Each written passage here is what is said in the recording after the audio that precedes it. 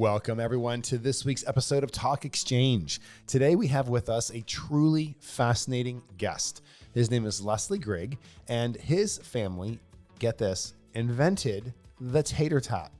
The Tater Tot. How cool is that? He's got a whole family legacy surrounded around this invention, and he's going to tell us our story today, how it all started in the 1950s, and how he is making it his personal mission to preserve the family legacy. And he's going to tell us even where the name Tater Tot comes from and how he is now considered the Tater Tot King. So this really is a fun episode, packed with great information. Hope you guys enjoy this one here on the Talk Exchange podcast.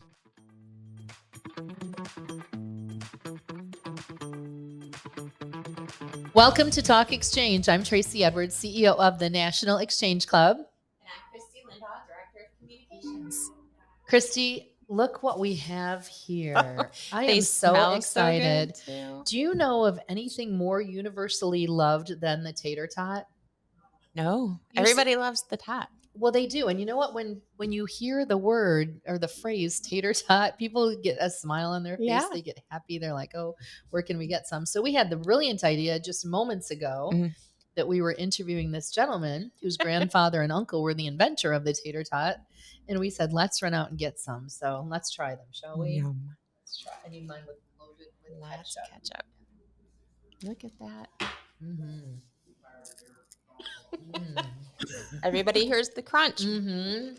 Les, these are good. So I'm excited about our guest today. I got to know Les Grigg when he was the district president of our Yellowstone District Exchange Clubs. He resides in Idaho. I actually got to go out to Idaho Falls for his district convention and meet him and spend some time. He's just fascinating with this history. And he retired recently and took on the whole protecting of the tater tot goods and history. So Les, welcome. Thank you. Good to be here. I'm excited. We are too. Congratulations on your retirement, which allows you more time to focus on the history of the tater tot. Yes. So take us back to 1954. I read that was your grandfather and uncle's big debut of the tater tot at the National Potato Convention in Miami. Yes. They had been in production for about a year, and they were trying to figure out how they can take this product national. And so they packed up 15 pounds of tater tots in a dry ice and a container, and they went to Miami. And Miami is a hotel convention center that called the Fontainebleau, and they went down there unannounced, uninvited. They walked in the back door. The chief cook approached them, and they passed him a $100 bill and said, "Would you please put these out on the plates, a few on the plate on every table?" And he just thought that was a pretty good idea, so he did that. And tater tots were the hit of the party that day. That's awesome. What ingenuity and what a great and unique way of getting the word out there. So what did you think? What was your experience with this process when you got to be old enough to where you could understand the magnitude of somebody literally inventing a product that's known and loved all over the world? So my first experience, my first memorable experience is the fourth grade. My father was serving as a cost accountant for the processing plant in Burley. This was 1959, 1960. They had started the tater tot production in Ontario, Oregon in 1953. I was born in 1952. And so by the time I was in the fourth grade, that would have been 1960, thereabouts, they had needed an additional plant because they were so successful in French fries and tater tots production that they needed a new plant for two reasons: to fix capacity problems, and secondly, to increase transportation access to the United States. And so they chose Burley, Idaho, which was right on the main railroad line. It's right near the southern part of the state, good access to transportation. And so they built a plant in Burley. My father was a cost accountant they hired then to build the plant, and then he became the office manager. So in the 4th grade, my mother and I, we got the job to go out to the plant every day and fill the vending machines with food for the employees. So that was my first real job. And by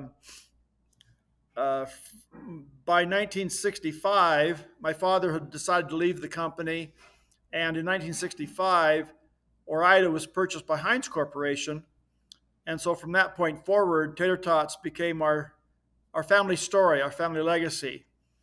And I spent my entire life with the big question mark as to, why is let's say the Hershey Foundation, why is the Hershey Company, why are the Rockefellers, how come all of these famous iconic names, they all have foundations, they're all connected to their story, their history, but the Grigg family, we kind of got swept under the rug of history over time.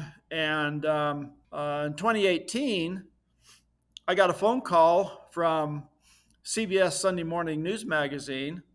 They wanted to do a story of Tater Tots. They wanted to do a 20-minute film segment.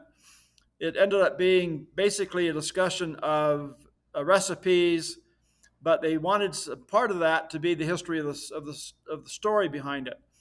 So we got the family together. We put together some stuff. They used it in their production, and that became the catalyst for me again wondering, what's going on with this legacy? How come it is what it is? And so my cousin and I, Steve, he is Nephi's youngest son, Nephi Grigg. He and I made some contacts with Kraft Heinz Corporation. We decided to travel over to the Ore-Ida plant in Ontario, Oregon. And I'll insert here that still at this day, Ontario, Oregon produces 100% of the Ore-Ida brand Tater Tots for the nation. Wow. And Ontario, Oregon is a town of about 12,000 people. And how many pounds would you say they produce? I don't know the number. I think there's 1 billion pounds of tots, which includes all of the brand off names. Okay. Mm-hmm. So I don't know how much. And there is a capacity shortage of production for all snack foods in the country, not only Tater Tots, but there's a capacity production problem for all snack foods across the country. Why is that? They just can't produce enough for the demand. Wow. Tater Tots are making a comeback. So, Les, what is your personal experience with tater tots? Did you eat enough as a child? Too many? So let me back up. So go back to roughly 1945, early 1940s. Golden Grigg and Nephi Grigg, their brothers are about 14 months apart in age. They basically were partners in everything they did all their lives. And they started Grigg Brothers Produce, and they started selling sweet corn. They had this idea that if they went out in the late evening, early morning hours and picked the sweet corn and put it on ice, then they would deliver it to the corn farmers. And they decided that was a better tasting corn than picking it in the heat of the day. And so they started this project, and over the next roughly 5-6 years, they became the largest frozen corn distributor in the United States. Wow. So they were shipping frozen corn from Ontario, Oregon into California, up to Seattle, all the way into the Dakotas. The problem that they had was that was only a 2-month out of the year business. Oh, sure. And so they decided, what can we do to have a more seasonal program? And they decided, well, we need to get in the frozen French fry business. So they purchased a bankrupt processing plant in Ontario from the Bridgeford Corporation. And this was in 1952, and they started making frozen French fries. So in that year, the first year of frozen French fries, they would block the potatoes, and the waste from that went into a bucket, a big bin, and they sold it to the cattle farmers for cattle feed. So during this time, my uncle Golden and Nephi, they had a kitchen in their plant. They kept deciding we got to figure out something better to do with this. So they spent several months just thinking about it. They obviously had the potato glop, so they mixed some with some flour and some spices. And then they had the potato glop, so then they started thinking, what do we do with the potato glop? And the answer that they came up with was the Holy Board. Wow. Ah. I've never heard of a potato glop. Right, no. It's a first. Now, is that the original Interesting. that is going in No, the this is a replica. Okay. This is a replica that I made. The original Holy Board is still hanging on the wall of the Ontario, Oregon plant where it's been sitting for 70 years. Wow. And we decided in roughly 3 years ago, that this board had a destiny in the American food industry that was really important, but yet nobody knows about it. It was just sitting there, and I think what happened is that from the employee's perspective, it was an important piece of equipment from the Ontario, Oregon employees, and they had it enshrined on their wall. But to the corporate people in Philadelphia and Pennsylvania from Kraft Heinz, they didn't even know it existed. They could care less. And so we've decided as a family that this whole story needed to be changed. And so we spent 2 years trying to do that with Kraft Heinz. We got nowhere with it. Then in January of 2022, Kraft decided to sell the plant, the board, and the potato processing rights to J.R. Simplot Corporation. And that kind of broke everything loose. In February of this year, I contacted J.R. Simplot, told them we thought the Holy Board needed to have a place in history. They agreed with us. We told them that we wanted to try to reconnect our family name with Tater Tots, and they said, let's put it together. So we had a conference call with the legal department of Kraft Heinz, marketing department of Kraft Heinz, J.R. Simplot, my cousin and I. And since March, we have then become the face, if you will, the face of the Holy Board. Awesome. And the Tater Tot King. Yes. And the Tater Tot King. That's awesome. And I know so that's my story in a short.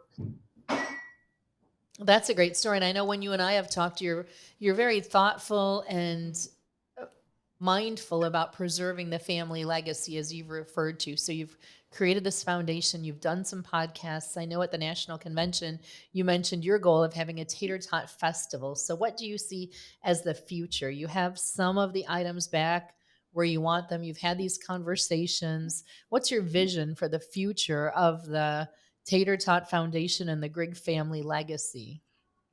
I'll answer your question in a minute. One other thing I wanted to mention.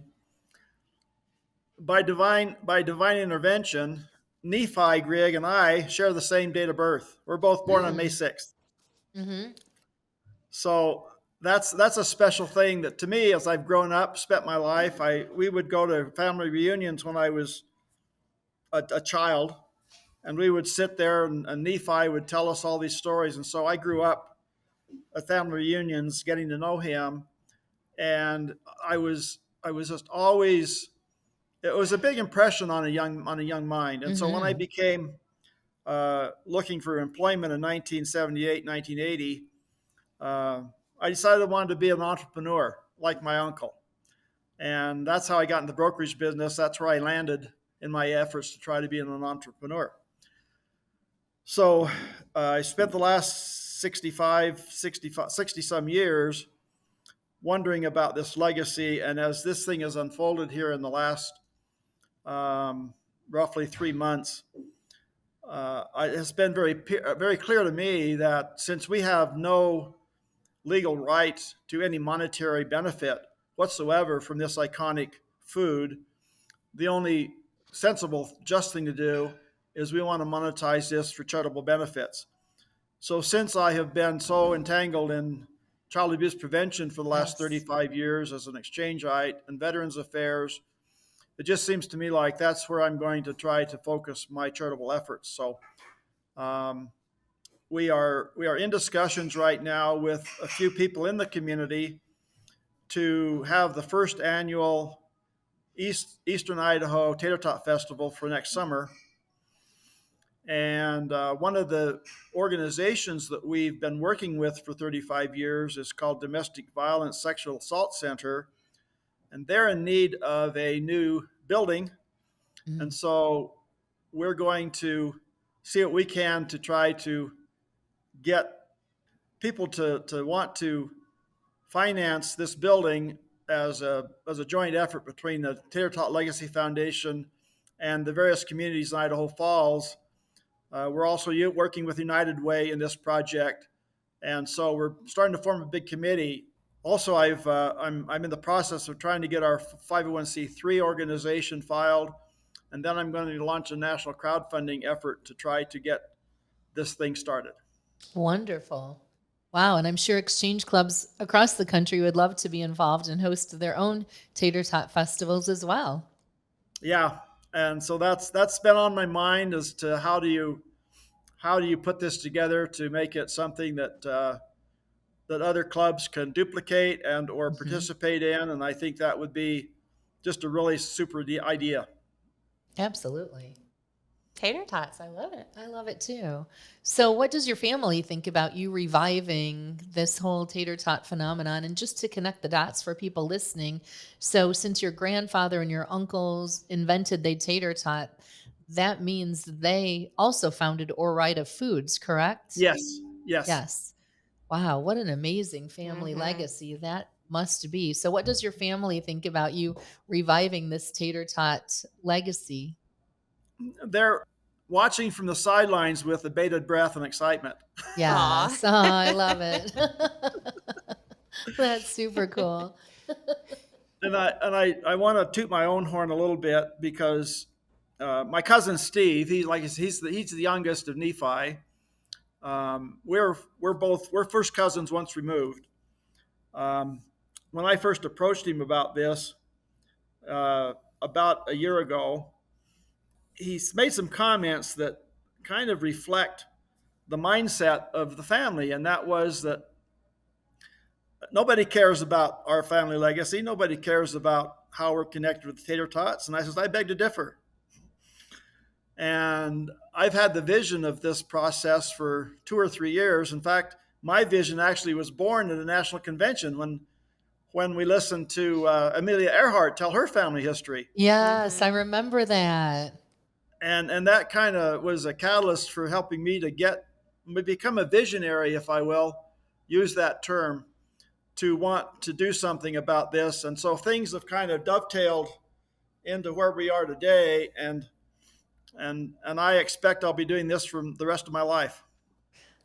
Awesome. I'm excited. I know every time I talk to you and you've contacted me to tell me the updates and things, it's been so exciting to see your passion for this. And now that you have time since you're retired to focus on it and to see the interest too, the fact that you said you've been on a dozen podcasts talking about this, and we can't wait to see where this journey takes you. And we want Exchange to be part of it. And thank you for being a valued member of Exchange. We have the most fascinating members, don't we? We really do. We really do. I never ever thought that I'd meet the founding family of the Tater Tots. Right. But today's your lucky day. Here we Look at are. this. I know. It's I think we should have a incredible. tater tot in celebration. Oh, we should Pass one cheers down a to Brad, tater the tot. producer. That's right. All right. Get some ketchup there. What other questions? Yeah, why not? Thanks. Gotta have a Well, you ketchup. still haven't told me how many tater Thank you. tots you've eaten in your life. Cheers. You know, this family story of mine goes even back a few more generations, and it actually goes into Ohio.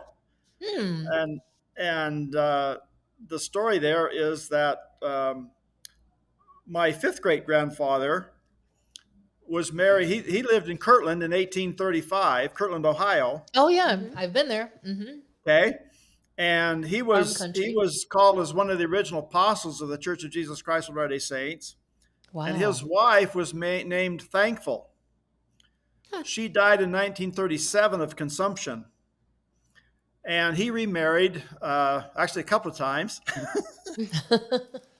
But one of his wives was named Sarah Houston. And Party and Sarah had a daughter named Julia. Julia grew up, and her first daughter they named Thankful after Party's first wife. Okay. So my great grandmother was Thankful Gardner, and she married Party Mormon Grigg. So Party P. Pratt and Thankful had a grandchild named Thankful who married Party Mormon Grigg. Wow. And so Party and Thankful were so Party P. Pratt was the grandfather of, or the great grandfather of Nephi and Golden Grigg. And so Party P. Pratt was partly responsible for the invention of the tater tot. Wow, for sure. All right. That's amazing. I just wish my parents had had the good sense to name me Thankful. And so that's a family history part of this that is, to me, is just it's just so interesting to me. And that story hasn't been widely circulated around the country either. And I think it's a story that is kind of funny. It's just kind of sweet. It's a very sweet story, and I love your passion and your enthusiasm for tater tots, for your family history. This is super cool, and we really appreciate you joining us to talk more about it. Is there anything else our audience should know about anything you have upcoming, where to find more information and follow your journey? We do have an email set up. My cousin is working on a logo for the Grigg Tater Tot Legacy Corporation. The email that we are wanting to use is griggtatertot@gmail.com. Okay. Makes sense. I think it's good to know, too, that the actual patent for tater tots is plural. And so that is owned by Kraft Heinz Corporation. And so if you see the logo, you'll see the word tater tots with a trademark R under it. And that's the official patented name. Okay. How did they come up with the word tater tot? Good question. Yeah. So after they had got the glop built and the and the little round potatoes they decided we need a product name. So they did a contest around Ontario, Oregon, and said, help us name this product. And a woman, and I can look up her name. It's in my briefcase. Cora May. It's not popping there. She came up with the word tater tots. She won the contest. Oh, wow. All right. Did she win a lifetime supply of tater tots? Yeah, a woman is the person who invented the name of tater tots. Oh, right. We like it. All about girl power. We like to hear that. Very good. Well, you are the Tater Tot King. Thanks for your commitment to preserving your family legacy. Thanks for being a valued member and leader with the National Exchange Club and all the work you do out there. Give our best to everybody and tell them how excited we are to follow your journey.